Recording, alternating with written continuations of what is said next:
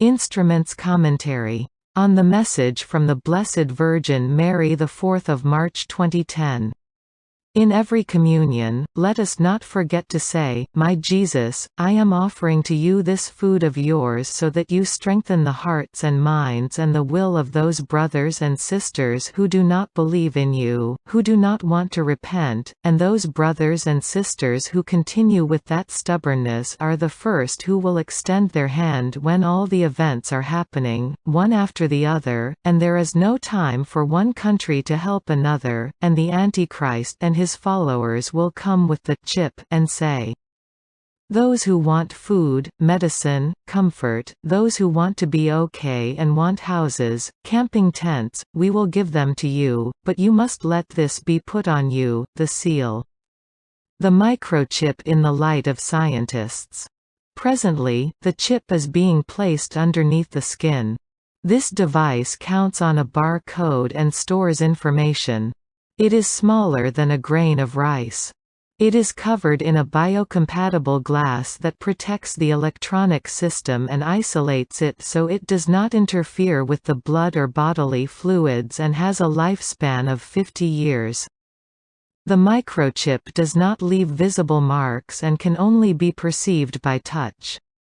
Despite its being protected by epidermal tissue, it can break and cause complications. Additionally, it can break if it is struck precisely in the place it is located and can present a risk. It is assured that the chip can be removed in merely minutes by making a micro-incision. This device has already been tested.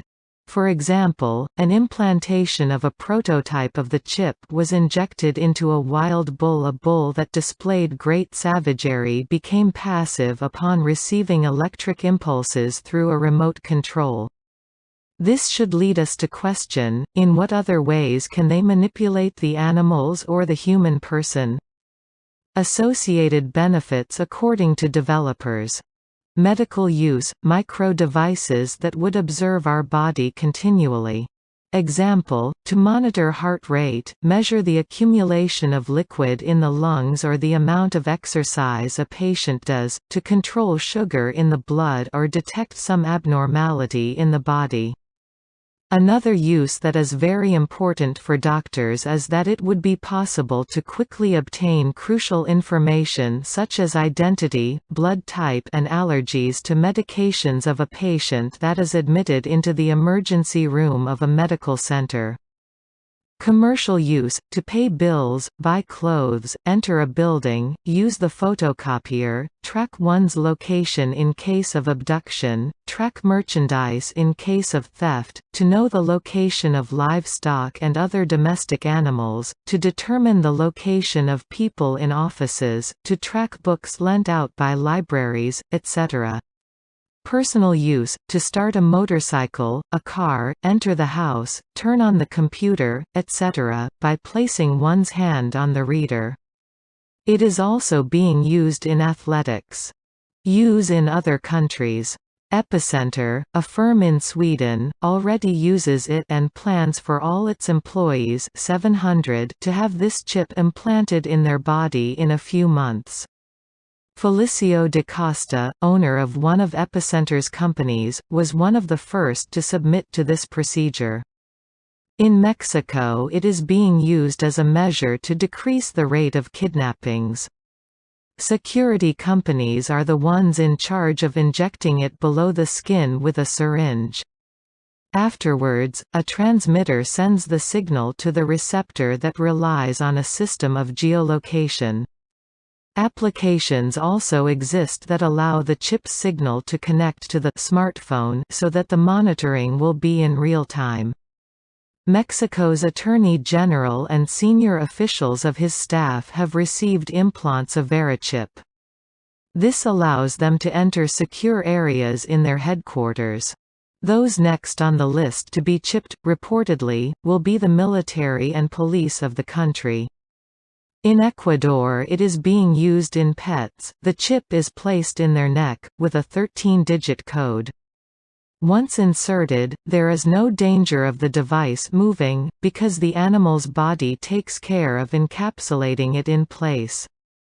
In the United States initially it had been included in H.R. 3200, the indication that Americans would have to be implanted with the chip with the goal of creating a database to gather and analyze the information. This was a tentative version of the bill, but the word «implant» was not included in the final version of the bill Obamacare. The Australian Ben Slater got implanted with a microchip so that the new iPhone 6 can read the device and allow him to open doors and turn on lights without touching anything, with only a movement of the hand. It also gathers personal information. Slater's microchip uses radio frequency identification. Experts expect the new generation of Apple smartphones to have the ability to read the microchip implanted in the webbing between the thumb and index finger. Slater admitted the procedure was painful but very quick. In France there are already people who have been implanted. Problems associated with implanted microchips.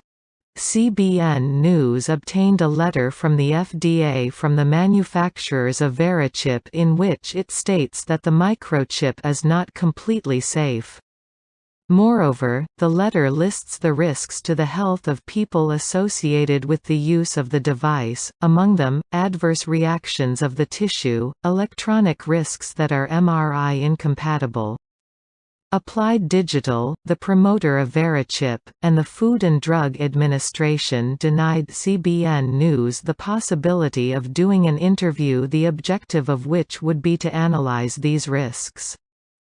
Meanwhile, Catherine Albrecht, advocate for consumer privacy, said, "There are millions of people who have read the press reports about all the positive aspects of this technology, but really they have no idea about its dangers."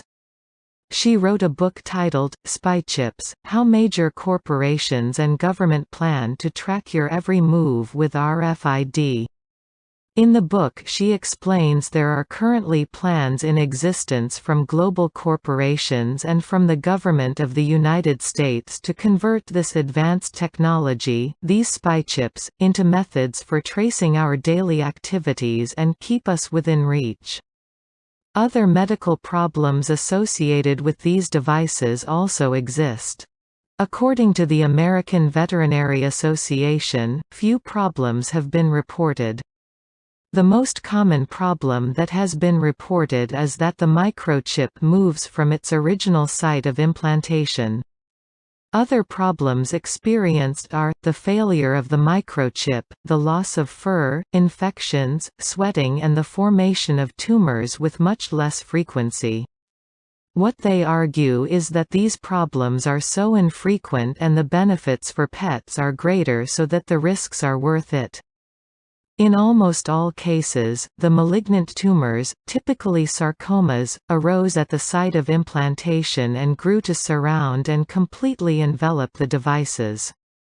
In others the tumors or metastasis spread to other parts. Arguments have spread that discredit the results obtained. Nevertheless, it is important to know the facts that validate and bring expose how unfounded these arguments are. All the tumors found in the study by Tillman 1997 were malignant cancers. This study informed that the laboratory mice developed malignant cancers around the microchips that involved extensive local invasion of the surrounding tissues and areas of necrosis and high meiotic activity, page 198. These mice can hardly be referred to as healthy. A study by Le Calvez 2006 done in France found that 4% of mice developed tumors around or adjacent to the microchips implanted. All tumors found were classified as sarcomas, a malignant form of cancer, and many of the implants migrated across the backs of the mice, causing cancer in other parts of the body. A study by Blanchard 1999 used mice genetically modified to have a greater susceptibility to cancer only when exposed to genotoxins, or substances that damage genetic material. The study revealed that the mice developed cancer within the first 6 months of life. The high rate of development of cancer in these mice, 10.2% in only 6 months, suggests that the implanted microchips may have genotoxic attributes or give rise to the production of genotoxins in the host. The investigators affirmed that the presence of a foreign body, the microchip implant, may provoke reactions in the tissues capable of generating genotoxic byproducts. Keith Johnson, a retired toxicological pathologist, said the microchips were the cause of the development of tumors, explaining the conclusions of a 1996 study carried out at Dow Chemical Company in Midland, Michigan. Cancer specialists that reviewed the investigation for the Associated Press warned that the results of the tests on animals are not necessarily applicable to human beings, but that these findings frightened them. Some said they would not allow the members of their families to receive the implants. In a study carried out in 1998 in Ridgefield, Connecticut, of 177 mice, a little more than 10% had an incidence of cancer, a result the investigators describe as surprising. Dr. Robert Benezra, chief of cancer biology genetics of the program in the Sloan Kettering Memorial Cancer Center of New York, said, "There is no way in the world, after reading this information, that I will have one of those chips implanted in my skin or in that of one of the members of my family." Dr. George Dimitri, director of the Center for Sarcoma and Bone Oncology Institute, also said that although the incidence for tumors was reasonably small, in his opinion, the investigation highlighted certainly real risks in the RFID implants. Another report presented by the American Medical Association in June 2007 about the use of RFID microchip enumerates the same risks: a migration of the chip below the skin, it can cause electromagnetic and electrosurgical interference with devices and defibrillators, it can be risky with certain drugs, and mentions the problem of privacy, social questions and security questions. The American Medical Informatics Association, in a study it published in August 2006, made mention of the implications about personal security when using VeriChip.